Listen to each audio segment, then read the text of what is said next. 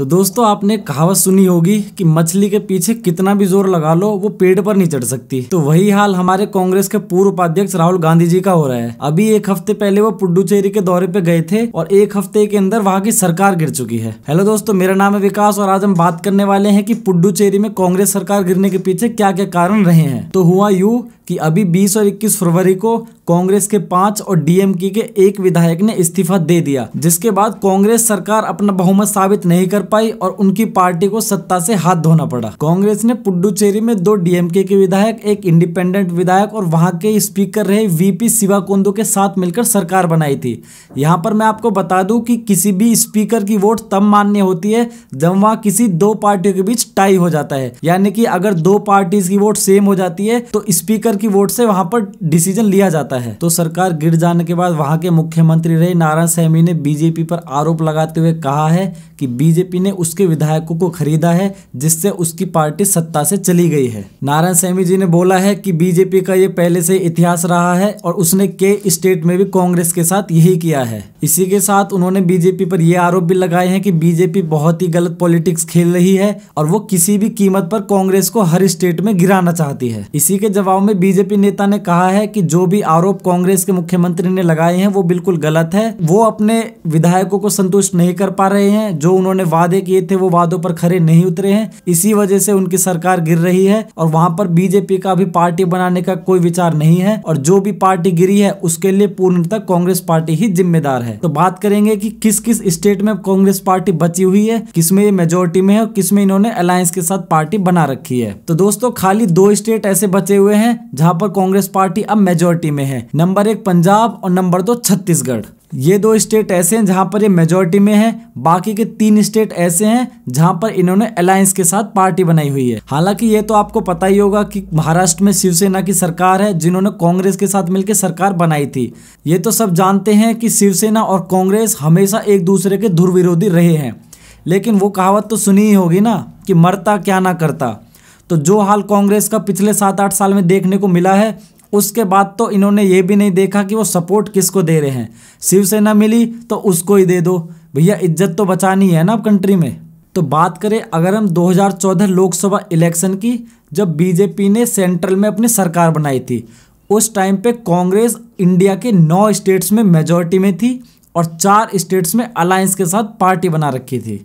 उस टाइम पे 13 स्टेट्स में कांग्रेस थी और अगर आप 2021 की देखें तो 2 स्टेट में ये मेजॉरिटी में है और 3 स्टेट में ये अलायंस के साथ पार्टी बना रखी है, यानी कि खाली 5 स्टेट में सिमट कर रह गई है पूरी कंट्री में। तो 2018 स्टेट असेंबली इलेक्शन में कर्नाटका में इन्होंने अलायंस के साथ पार्टी बनाई। तो कांग्रेस की सरकार 2018 में वहां पे आई, लेकिन एक ही साल में यानी कि 2019 में ही वहां की सरकार गिर गई।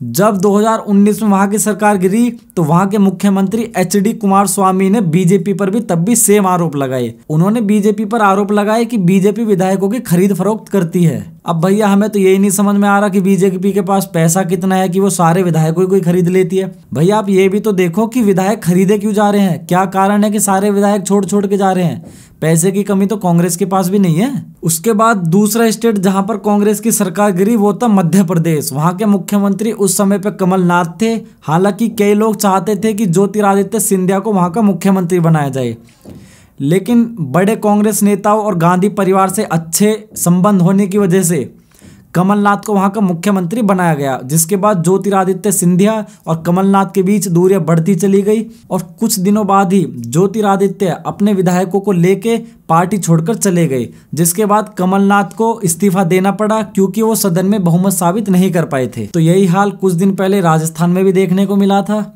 जब वहां के पूर्व उप मुख्यमंत्री सचिन पायलट वहां की पार्टी छोड़कर चले गए थे। लेकिन अच्छी किस्मत समझो कि वो वापस आ गए। अब कैसे आए कैसे ना आए वो तो देखो अंदर की बातें हैं, लेकिन अगर सचिन पायलट वापस नहीं आते तो कांग्रेस को राजस्थान से भी हाथ धोना पड़ सकता था। बात करें अगर नॉर्थ ईस्ट की, तो 2014 से पहले 8 स्टेट्स ऐसे थे जहां पर कांग्रेस या तो मेजॉरिटी में थी या फिर अलायंस के साथ उन्होंने वहां पार्टी बना रखी थी। लेकिन 2014 से 2019 के बीच में 8 स्टेट्स ऐसे हैं जहां पर स्टेट असेंबली इलेक्शन में बीजेपी ने कांग्रेस का सुपड़ा साफ कर दिया है। तो वो 8 स्टेट हमारे हैं सिक्किम, अरुणाचल प्रदेश, असम, मणिपुर, नागालैंड, मेघालय और मिजोरम, इन सभी स्टेट्स में या तो बीजेपी अब बहुमत में है या फिर बीजेपी ने अलायंस बना रखा है किसी और पार्टी के साथ। तो जी अब आने वाला स्टेट जहां पर चुनाव है, जहां पर कांग्रेस पार्टी अभी पावर में है, वो है पंजाब। तो 2022 में पंजाब में चुनाव होने वाले हैं। देखना यही होगा कि कांग्रेस पार्टी वहां पर कैसा परफॉर्म करती है। वहां भी कांग्रेस पार्टी अपनी इज्जत बचा पाती है या वहां पर भी सूपड़ा साफ करवा के ही मानेगी बीजेपी से। तो जी ये तो हो गया वहाँ की सरकार के गिरने के बारे में। अब अगर मैं अपना ओपिनियन दूं कि क्यों वहाँ की सरकार गिरी है, क्यों कई स्टेट्स में पहले भी गिर चुकी है, क्यों ऐसा कांग्रेस के साथ हो रहा है, तो जहाँ तक मेरा ख्याल है दोस्तों, मुझे लगता है कि कांग्रेस के साथ ये इसलिए हो रहा है क्योंकि कांग्रेस पार्टी में एकता की कमी है। कांग्रेस में कोई इतना बड़ा लीडर नहीं है जितना, जैसे कि बीजेपी की अगर बात करें तो जैसे नरेंद्र मोदी जी हो गए, हमारे अमित शाह हो गए, योगी आदित्यनाथ हो गए, मतलब इतने बड़े बड़े लीडर्स हो गए हैं ना। नरेंद्र मोदी के नाम के सामने कांग्रेस दब चुकी है। तो कांग्रेस में कॉन्फिडेंस की बहुत ज़्यादा कमी है। दूसरा रीज़न ये है कि जो राहुल गांधी को इतनी ज़्यादा उन्होंने रिस्पॉन्सिबिलिटीज़ दे रखी है, राहुल गांधी उन पर खरे नहीं उतर पा रहे हैं। तो कांग्रेस को जो है गांधी परिवार के बारे में भी और ऑप्शंस के बारे में सोचना चाहिए कि कैसे और लोगों को पार्टी में लाया जाए, उनको रिस्पेक्ट दी जाए, उनको रिस्पॉन्सिबिलिटीज़ दी जाए, और जिससे लोगों के दिमाग से भ्रम निकले कि Congress party is not only about Gandhi family. एक चीज़ तो ये हो गई। दूसरी चीज़ मुझे लगती है कि कांग्रेस में कॉन्फिडेंस की इतनी ज़्यादा कमी हो चुकी है कि उसके जो अपने नेता है उनको कांग्रेस से एक डूबता हुआ सूरज दिखाई दे रही है। उन्हें लगता है कि कांग्रेस के साथ जुड़े रहने में कोई फ़ायदा नहीं है। जैसे कहते हैं ना, उगते हुए सूरज को सलाम है। तो जी उगता हुआ सूरज तो बीजेपी ही है।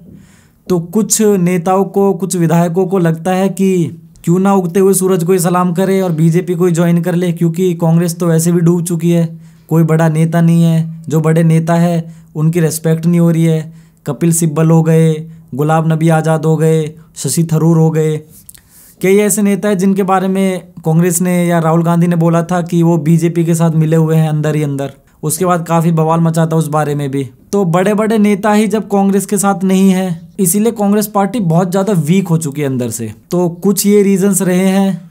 जैसे अगर आप बात करें राजस्थान की, तो राजस्थान में सचिन पायलट को लोग चाहते थे वहाँ का सीएम बनाए, लेकिन सचिन पायलट को सीएम ना बनाकर अशोक गहलोत को बनाया गया। हालांकि सारी मेहनत चुनाव से पहले 5 साल तक ग्राउंड पे जो काम किया था, लोगों में जो रहे, वो सचिन पायलट थे। सचिन पायलट की वजह से कांग्रेस सत्ता में आई थी फिर से। लेकिन उनको वहाँ का नेता ना बनाया जाना, वहाँ का मुख्यमंत्री ना बनाया जाना बहुत बड़ा रीज़न रहा था। वो पार्टी छोड़कर भी चले गए थे, लोग भी काफ़ी नाराज़ हुए थे। उसी तरीके से दूसरा रीज़न मध्य प्रदेश में देखने को मिला।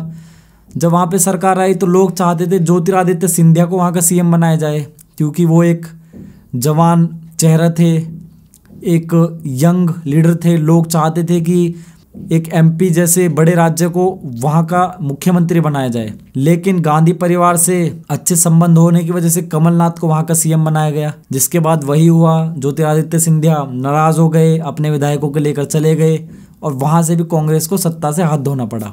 तो मुझे लगता है कि कांग्रेस को अपने जो यंग लीडर्स हैं उन पे ज़्यादा फोकस करना चाहिए इन कंपैरिजन टू जो उनके कुछ ओल्ड लीडर्स हैं, क्योंकि जो आने वाला टाइम है वो यंगस्टर्स का है। तो ये मेरा ओपिनियन था। अगर दोस्तों आप मेरे ओपिनियन के साथ सहमत होते हैं तो आप वीडियो को लाइक कर सकते हैं। अगर आपके दिमाग में कुछ और चल रहा है, कोई और आपका ओपिनियन है, तो आप कमेंट करके हमें ज़रूर बता सकते हैं। तो दोस्तों अगर आपको और भी ऐसी वीडियोज़ देखनी है तो आप हमारा चैनल सब्सक्राइब कर सकते हैं। जय हिंद दोस्तों।